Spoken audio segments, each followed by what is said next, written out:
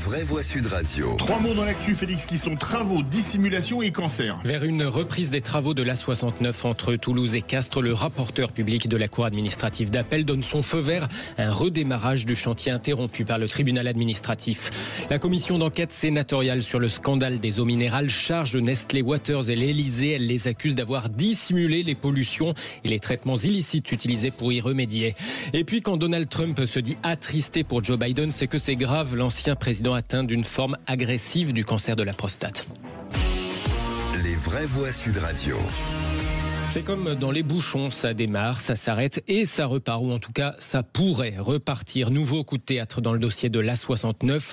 Ce projet d'autoroute Toulouse-Castres, en grande partie réalisé mais interrompu par le tribunal administratif de Toulouse pour raisons environnementales.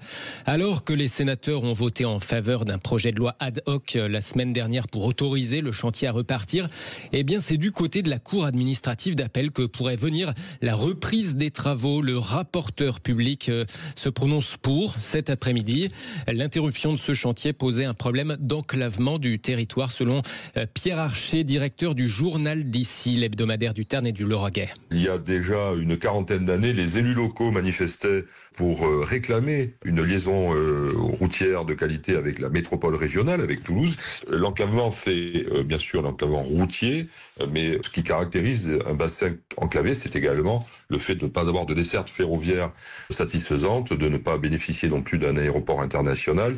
C'est typiquement le cas du bassin Castres-Mazamet, qui est le seul de cette importance en France à ne pas être désenclavé, à ne pas être relié à sa métropole régionale par une autoroute. Le directeur du journal d'ici, l'hebdo du Tarn et du Lauragais, Pierre Archer, au micro de Patrick Roger, ce matin dans La Vérité en face sur Sud Radio.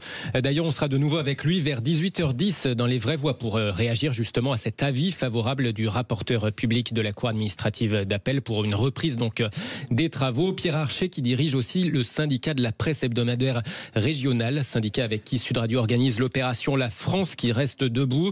Chaque matin dans La Vérité en face, toute la semaine entre 9 et 10h, Patrick Roger sera avec un un hebdo régional, une problématique et les solutions qui émergent sur le terrain. Demain matin, par exemple, on parle des déserts médicaux avec l'écho du Berry. Et puis le deuxième mot, dissimulation, la commission d'enquête sénatoriale sur les eaux minérales ne mâche pas ses mots. Les sénateurs se sont penchés sur ces traitements utilisés par Nestlé Waters pour remédier à des pollutions sur les sites Perrier dans le Gard ou Épar et Contrex dans les Vosges, des traitements interdits, en tout cas interdits pour une eau qui est vendue comme eau minérale naturelle. Les sénateurs évoquent des contrôles défaillants, mais aussi une dissimulation avec l'aval du sommet de l'État. Tout est passé non pas par le gouvernement, mais directement même par la présidence de la République, indique Alexandre Ouzille, le rapporteur de cette commission d'enquête sénatoriale sur les pratiques des industriels de l'eau en bouteille. C'est à l'Elysée que les dialogues ont été le plus nourris entre les différents chefs de file et autorités.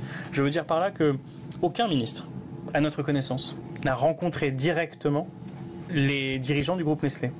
En revanche, nous savons que Alexis Keller, secrétaire général de l'Elysée, a rencontré à plusieurs reprises et a eu des entretiens téléphoniques à plusieurs reprises avec les représentants du groupe Nestlé. C'est même le lobbyiste qui nous l'a... Oui, c'est le lobbyiste de Nestlé. On invente rien. Voilà, on invente rien. Alexandre Ouizil, sénateur PS de l'Oise et rapporteur de cette commission d'enquête sur l'eau en bouteille. Troisième mot, cancer. Joe Biden remercie tous ses soutiens après l'annonce de son cancer agressif. Au-delà même des démocrates, même Donald Trump s'est dit attristé pour Joe. Il a envoyé son soutien à son épouse Jill après l'annonce d'hier. L'ancien président Biden, qui souffre d'une forme agressive du cancer de la prostate, soutient de son successeur. En revanche, le fils de Donald Trump Jr., crée déjà une polémique outre-Atlantique en se demandant publiquement s'il s'agit d'une nouvelle dissimulation de son entourage quand il était encore président et candidat. Ce que je veux savoir, c'est comment le docteur Jill Biden a pu manquer un cancer métastatique de stade 5, ou s'agit-il d'une nouvelle dissimulation, écrit le fils de Donald Trump. Des soupçons nourris par ce livre Scandale outre-Atlantique qui révèle notamment que l'entourage de Joe Biden avait dissimulé le déclin de ses capacités cognitives à la fin de sa présidence quand il voulait être candidat pour rempiler.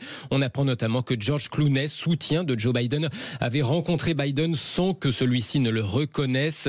C'est après ça que Clooney, grand soutien des démocrates, avait lancé son fameux appel pour pousser Joe Biden à renoncer à sa candidature. Merci Félix Mathieu. Allez vous